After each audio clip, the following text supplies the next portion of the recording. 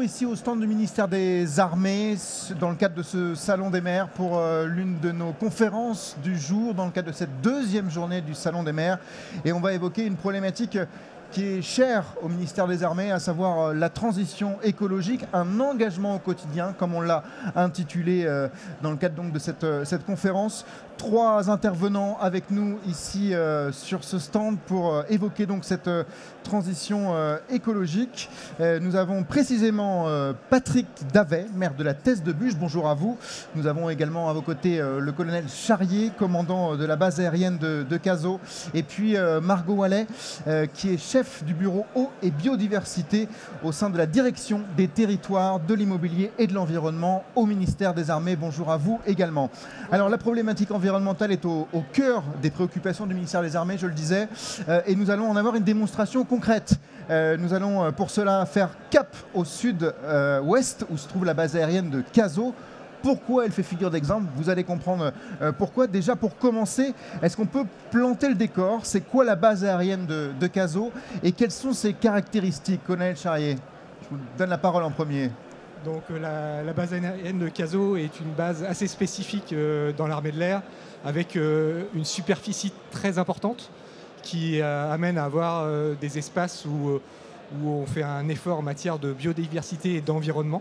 C'est un point fort qui est complémentaire au rôle essentiel des bases aériennes classiques, là pour le coup d'un outil de combat qui permet principalement, pour le cas de notre base, à former un certain nombre de pilotes, de pompiers également, une grosse fonction au niveau de pompiers, et également un rôle en matière opérationnelle bien évidemment, avec des hélicoptères pour effectuer des alertes en matière de sauvetage, également pour les opérations extérieures, et enfin un rôle en matière d'expérimentation, puisque le site de Cazaux abrite la direction générale de l'armement et la partie essai en vol qui opère à partir de notre base.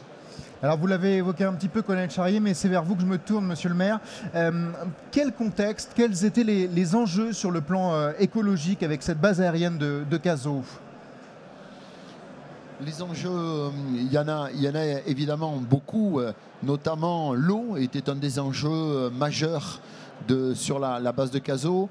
La base de Cazaux a évidemment son autonomie en matière d'eau, mais n'était pas tout à fait, comment dirais-je, au niveau des eaux usées. Voilà, je cherche un petit peu mes mots là. Au niveau des eaux usées, où nous avons travaillé ensemble pour justement pouvoir que les eaux usées de la base de Cazaux puissent venir sur le réseau des eaux publiques. Ce qui permet à la fois des économies, ce qui permet à la fois aussi un traitement de ces eaux. Donc c'est un des enjeux majeurs, un enjeu écologique de la base. Puis surtout la base, vous savez, la base de Cazaux, donc, qui est sur la commune de la Thèse, se trouve à proximité d'un lac. Donc bien sûr, et ce lac permet 50% de l'eau que nous utilisons sur la commune est puisée dans ce lac, surtout essentiellement l'été. Donc c'est là que nous avons un gros travail à faire ensemble au niveau de la base et de la ville. Gros travail à faire ensemble, mais jusqu'à présent, qu'est-ce qui a été entrepris pour qu'on soit très concret, soit vous, monsieur le maire, soit vous, colonel Charrier? Qu'est-ce qui a été fait jusqu'à présent, justement, pour faire avancer les choses dans le bon sens, si j'ai envie de dire? Donc, en matière de gestion de l'eau, l'exemple des stations d'épuration, on avait des difficultés avec 4 stations qui étaient vieillissantes, avec une difficulté à respecter les normes actuelles et des difficultés en termes d'entretien. Donc les actions qui ont été faites, ça a été de s'associer à la station d'épuration, à l'extension de la station d'épuration pour y rejeter nos eaux, moyennant un investissement conséquent de la part du ministère des Armées, puisqu'on a 13 millions d'euros qui ont été investis pour séparer nos eaux usées des eaux pluviales, qui était une des conditions pour pouvoir se connecter à ce réseau. Donc ça, c'était l'effort qui a été fait en matière de stations d'épuration. L'autre domaine concernant l'eau, un point complémentaire à ce qu'a évoqué monsieur le maire, c'est la partie du canal. On a entre le lac et le bassin d'Arcachon un canal qui circule avec les premiers ouvrages qui sont situés sur la base aérienne. Et ces premiers ouvrages permettent de réguler le niveau du lac de contrôler pour avoir le niveau optimum vis-à-vis de la cohabitation de tous les impératifs qui tournent autour des activités de ce lac. Et également un rôle en matière d'irrigation au travers de ces ouvrages. Donc c'est un deuxième aspect qui plante un petit peu le rôle centré sur la partie eau entre la commune de La Teste et la base aérienne. Patrick Davet, pour être complémentaire, il y a une surveillance accrue de ces eaux justement du lac puisqu'elles vont se verser directement dans le bassin. Et il faut savoir que dans le bassin, il y a une activité qui s'appelle l'ostréiculture. Et évidemment, si ces eaux étaient de qualité moindre, ça pourrait avoir un impact sur l'ostréiculture. Nuisible pour le parc ostréicole, c'est ce que vous voulez nous dire? Oui. Excusez-moi la question. Je vous disais que les eaux en question que vous évoquiez auraient pu être nuisibles potentiellement pour le parc ostréicole qui est sur le périmètre de votre localité. La base aérienne et à travers elle donc le ministère des Armées ainsi que donc la collectivité, la vôtre précisément, monsieur le maire, ont œuvré ensemble. Racontez-nous comment ça s'est passé, comment vous avez pu fonctionner collectivement l'un et l'autre. Allez, moi je vais donner un exemple qui est concret. Alors, je fais attention à ce que j'ai dit à mes réponses parce que je ne voudrais pas trahir de secret militaire, donc je reste prudent, même si je ne les connais pas. Non, moi je voudrais donner un exemple, si vous voulez, du travail en commun qu'il peut y avoir entre une base et une ville. En 2022, juillet 2022, nous avons les fameux feux 5700 hectares. Et là, nous sommes véritablement concernés les uns les autres. Donc, c'est là qu'on a vu véritablement le travail qui peut être fait entre une ville et entre une base. Et quand la base, évidemment, se trouve sur la même ville, nous avons eu un travail à la fois de défense, à la fois un travail de concertation, un travail de complémentarité. Et c'est là qu'on a vu tout l'intérêt que nous avions. Outre le fait, bien sûr, que nous sommes particulièrement heureux d'avoir cette base à côté de nous, cette base qui se trouve dans... Vous savez, La Teste, c'est 3 sites, c'est La Teste-Bourg, c'est Cazaux et c'est Pilat. Mais Cazaux, aujourd'hui, c'est une ville d'à peu près de 4500 habitants, dont la moitié, 50%, et représente les gens de la base, c'est-à-dire aux alentours de 2500 personnes. Donc c'est quand même pour nous quelque chose de très important et de capital, d'autant que cette base est là, c'est une base qui a pris son ampleur après la guerre, elle y était avant, mais elle a pris son ampleur après la guerre. Donc c'est quelque chose qui existe dans notre panorama. Et on sait tous les efforts qui sont faits par cette base, notamment puisque c'est une base aérienne, donc qui dit aérienne dit décollage, atterrissage d'avions, et on sait tous les efforts qui sont faits en matière de bruit, en matière de différentes ce qui pourrait être des nuisances et qui n'en sont pas. Colonel Charrier, sur ce travail collaboratif, je vous pose la question à votre tour. Qu'est-ce que vous pouvez nous dire justement sur la façon dont ça s'est déroulé entre vous et la collectivité ? Pour illustrer le cas marquant de l'été 2022 et de la lutte contre les feux de forêt, on a mis à profit une caractéristique que j'ai évoquée au début de mon intervention, qui est la formation de pompiers. Donc, en particularité, la base de Cazaux a un pool de pompiers très important, un pool de véhicules aussi très important. Donc ça a été un des points qui a été tout particulièrement important dans la lutte contre les feux de forêt et qui a été mis à profit pour défendre le bourg de Cazaux, pour défendre des installations essentielles. Quand monsieur le maire évoquait le fait que de l'eau du lac était puisée au profit de la population, il y a une pompe qui était à défendre, par exemple, dans le cas des feux de forêt. Et donc les pompiers de la base, avec les pompiers du SDIS, ont œuvré à la protection d'installations stratégiques comme celle-ci pour la vie dans la région. Cette collaboration sur les feux de forêt a été aussi sur des choses assez singulières. La base de Cazaux a servi d'axe d'évacuation de la population du bourg de Cazaux quand les flammes se rapprochaient de ce bourg de Cazaux. Donc l'ensemble des personnels civils, militaires qui habitaient ce bourg ont évacué au travers de la base.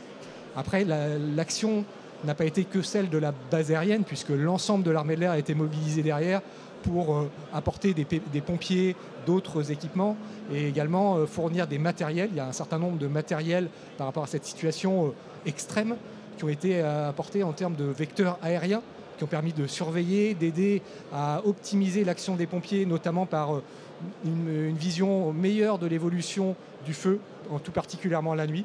Donc c'est le type d'exemples qui ont été mis à profit dans le cadre de cette lutte contre les feux de forêt. Monsieur le maire, la transition écologique, c'est ce qui se joue évidemment à travers l'exemple de Cazaux, de la base aérienne et de votre localité. On imagine que c'est une préoccupation majeure pour vous. C'est précieux d'avoir le soutien, la considération des armées sur ce sujet-là, sur cette problématique-là précisément?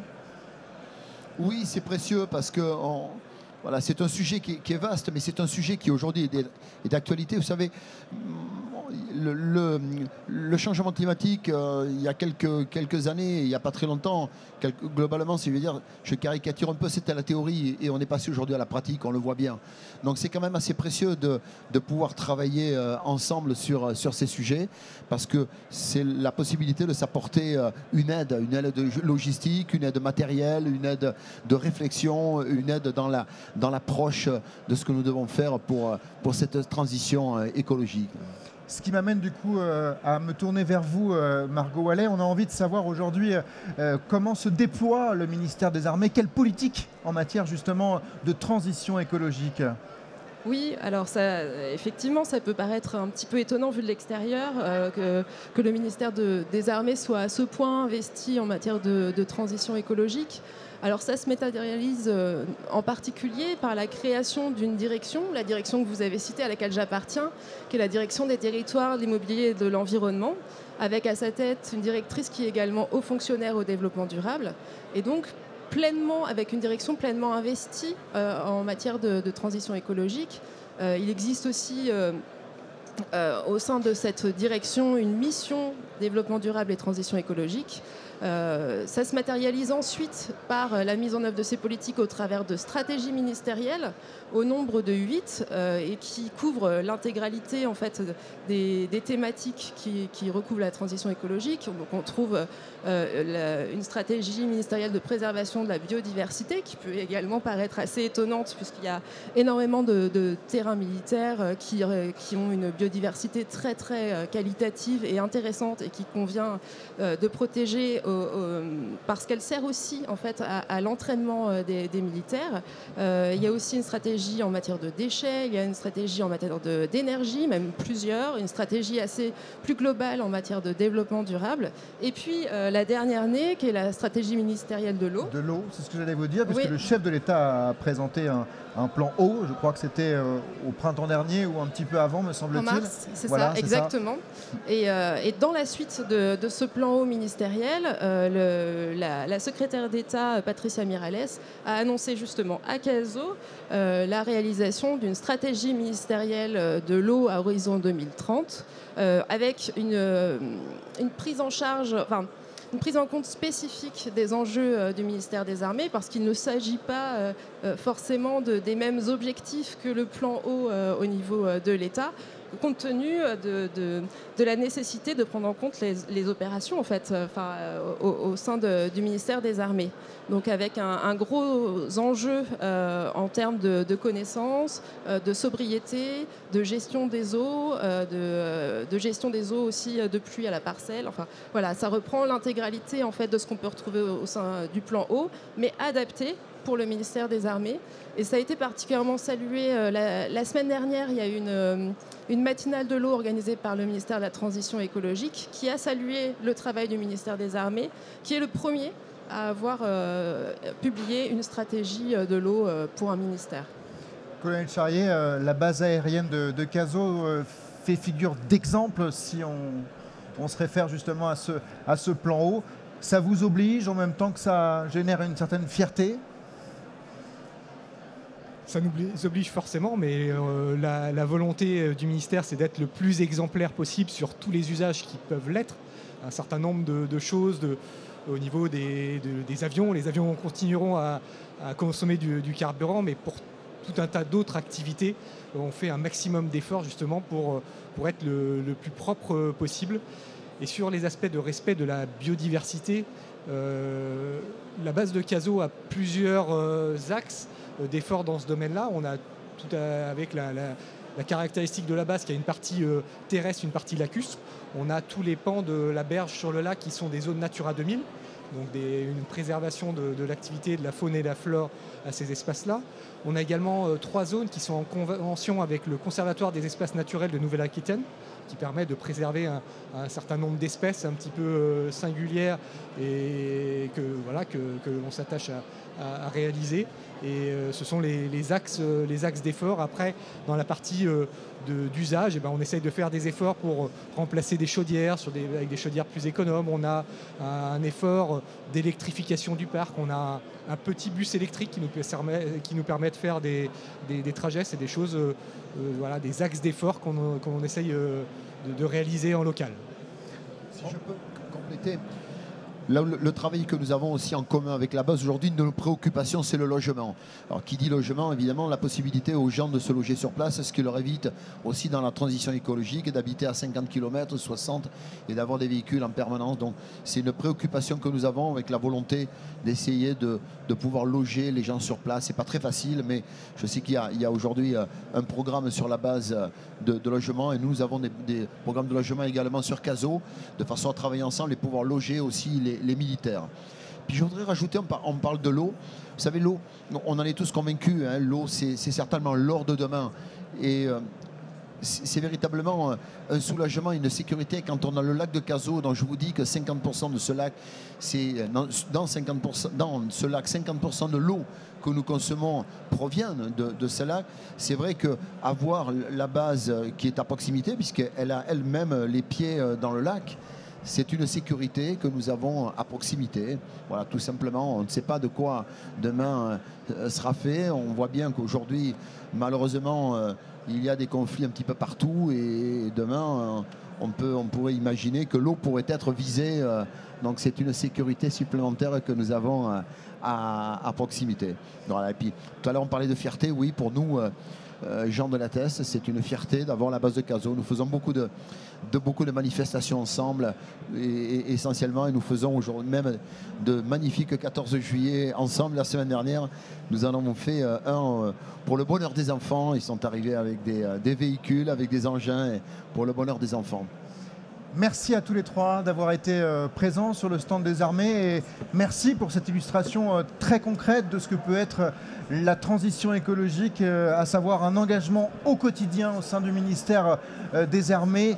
Merci donc à vous d'avoir pu suivre cette conférence thématique. Le programme continue, notamment pour cette troisième journée à venir. Mais d'ici là, et c'est important, dans quelques minutes, à 16h15 précisément, un petit peu derrière moi, à l'Espace Lab, une conférence importante, puisqu'en l'occurrence, il sera question de la cohésion nationale, ambition commune aux armées et au territoire. Vous pourrez la suivre donc dans quelques minutes. Ne la ratez pas, elle est importante, cette conférence. Merci de nous avoir suivis. À très vite.